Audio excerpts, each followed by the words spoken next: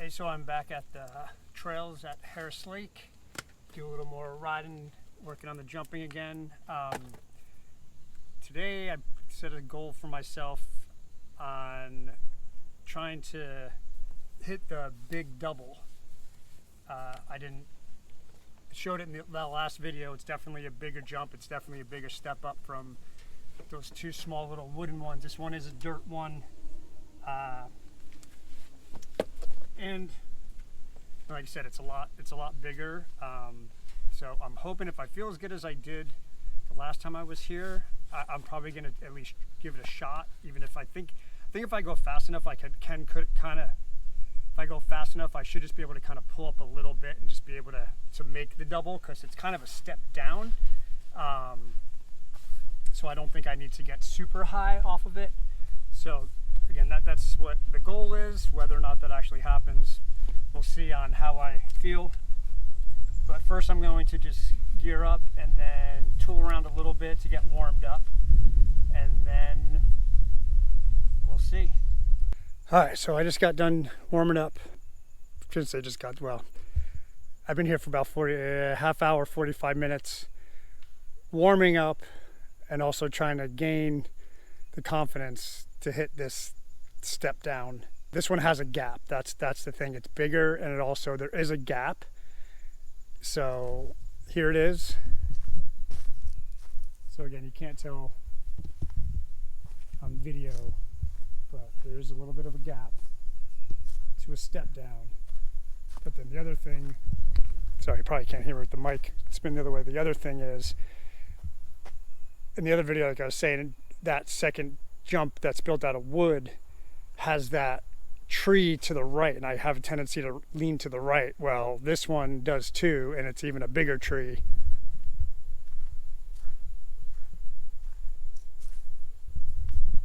So that tree is just to the right of the land. Like, you actually, I shouldn't even say to the right of the landing. It actually, you kind of have to turn right after you land to not hit it. It kind of seems like so. So I'm on top of the landing now, and the tree is right there. So that's the thing that makes this one, to me, more scary. It's not even the side, like the height of it, it's that there's a gap, so I can't just roll off to get used to it. I actually do have to jump it.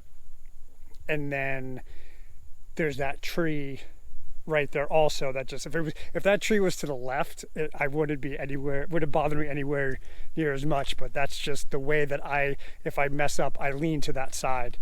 Sorry, try to get out the sun. I lean to that side, so that's the side I'm gonna hit. And then another thing that I noticed is the jump kind of goes towards the right, but the landing kind of goes towards the left. So that's kind of a little weird too. So I don't know if you can see it on the GoPro, but the jump goes this way, but then the landing kind of is that way. So the landing is actually pretty square. The landing's pretty square to the trail. It's the jump itself that kind of aims you more towards the woods instead of straight down the trail. So I hope you can hear that. The mic was flipped the other way. So I have to kind of pick a line now, because you can't see the landing too. That's another thing. It's a step down, so it's a blind landing. So I can't see the landing when I'm coming up to it. So I have to kind of just pick a spot and figure out on the jump where I need to go so I land correctly, so I go straight out of it and stay into the trail instead of going straight into the woods. So again, that's another thing that makes it a little scary. So I'm gonna cruise around a little bit more, probably come up to it a few times, and we'll see. All right, so I figured I'd give a little frame of reference to the different sizes of the jumps from the other two that were in the last video. They were maybe like up to my knee with no gap. It just was a drop off. So now this one is more up to my hips and a good more than shoulder width distance of a gap to hit. So that's, again, just to give you a reference, because I know that you can't really on the GoPros, you really can't tell height or anything like that.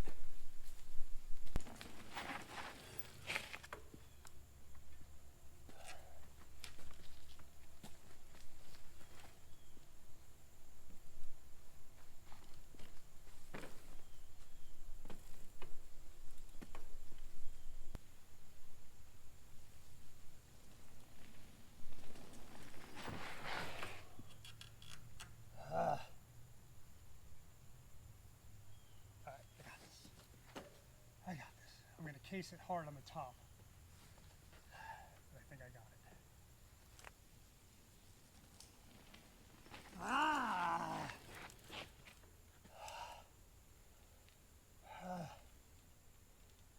Come on, you can do this. You can do this.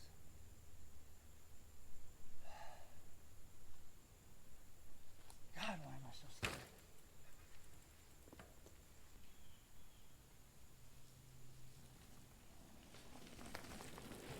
Yes.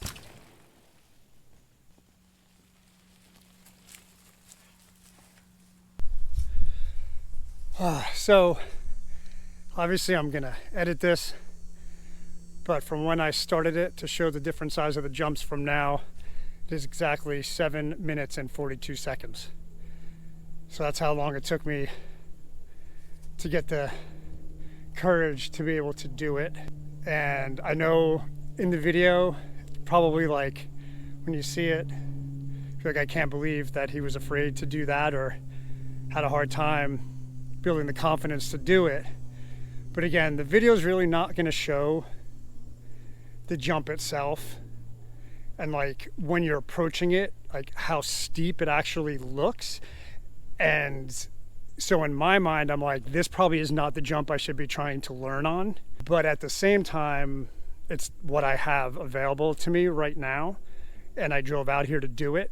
But it wound up actually being very smooth. That's why you can probably hear me say yes, because I knew I had it, because I knew that I was lined up straight and I felt comfortable. I knew I was gonna go straight. I wasn't leaning, like everything was exactly how it needed to be. My feet were on the pedals the way they needed to be. They didn't slip coming around because there's like 2 berms I gotta take before I get to this. So my feet didn't slip off the pedals. I was just lined up very good. Everything was just right. So that's why I think I yelled it before I even got my bike off the jump. I think I yelled yes, or maybe it was right when I went off and I was in the air, but I knew that it was gonna be good. But I'm also calling it a day on that. I'm going out on a good note. I'm done. I don't think I'm gonna hit it again. I might, but I probably won't video it. Unless I do it again, I really get into it. I feel really good. Then I'll try like sessioning it for a little while. And then maybe I'll video it. But for now, more than likely, that's going to be it. I just lost my front-facing camera. There we go. That's going to be it. If you watched this far, I appreciate it. I guess I should say the whole like and subscribe. I'm going to put more stuff out than just mountain biking again. This channel's more about like just people like middle-aged, my age, you know, late 40s, 50s, and beyond. I just want to try to encourage and then also help. Like I will be putting like training and stuff like that, because that's what I am. I don't like to be called a personal trainer. I don't like to lump myself with that. But I guess fitness coach, strength coach, somewhere around there. So like I feel the reason I'm able to do this stuff is because the things that I do outside of this to prepare my body to be able to do this. So like I'm never really afraid of crashing. I don't think so much. I think it's of not being able to, of not doing it. It's probably more afraid of the failure than I am of crashing. But I'm strong enough. I'm definitely mobile enough to be able to do stuff like this. And that's what I want people to understand, that there's like this thing out there, the stigma, I don't know if that's the word for it, of like once you start to get older, how many times have you heard someone say, oh, you're too old for that? Or even worse, which drives me crazy, is, oh, wait till you get to my age. And the funny thing about it is that most of the people I hear that from are people that are younger than me. They don't realize that I am 51. Don't use your age as an excuse, okay? I kind of like, it's not your age, it's your lifestyle. So if you have a hard time, if you're achy and don't feel like you can do anything and and don't think you have the strength or anything like that. That's on you. That's not on your age. That's on the fact of your lifestyle and what you're doing to your body to not allow you to be able to do these things. Because I'm telling you right now, I feel better now, and I feel stronger now, and I feel more capable now than I did when I was in my 20s and 30s. You know, I may have jumped this no problem and bigger jumps in this when I was in, like, you know, teenager and in my 20s. That was more out of just my mind, just the craziness of like, yeah, I'll do it, because there was people watching me and, you know, thinking I couldn't do it or I wanted to show off. But now it's more like I know I am totally capable of doing these things. And now with technology, I have all these things that I can look at, YouTube videos and stuff like that, on to learn how to do all these things that I would have loved to be able to do when I was younger, but didn't know how and didn't maybe have a coach to show me how. That's not an excuse anymore either. You can find anything out. Google, YouTube, anything now. If you video, you have YouTube. If you like to read things, you have Google to read. Blog. There's really no excuse. It's just the limits you're putting on yourself are in your own brain, all right? And they're just excuses of why you're not getting off the couch or why you're not going out there and enjoying the things that you like to do when you were younger. So off my rant now. Thanks again for watching the video. Again, if you made it this far, some fitness ones are going to come up soon, some more mountain biking, and then I really want to get back into practicing how to break dance. Again, because now I have videos on YouTube. I didn't have that as a kid. So when we tried to do it, we got discouraged because we didn't know what we were doing. I don't have that excuse anymore. So that's something that I want to learn too. So thanks again for watching, and I'll catch you on the next one. All right, so this looks like it's going to be the next thing I have to try to conquer. A nice little transition gap, I guess you can kind of call it. So it starts off to the right and then transitions and then the landing. Again, you can't really tell the size of these things from on this GoPro, but that's the landing there, and that's so start there, gap this jump, but it's like you have to go to from right to left, which is luckily, or sorry, from right to left, which luckily is my strong side. So that's up next.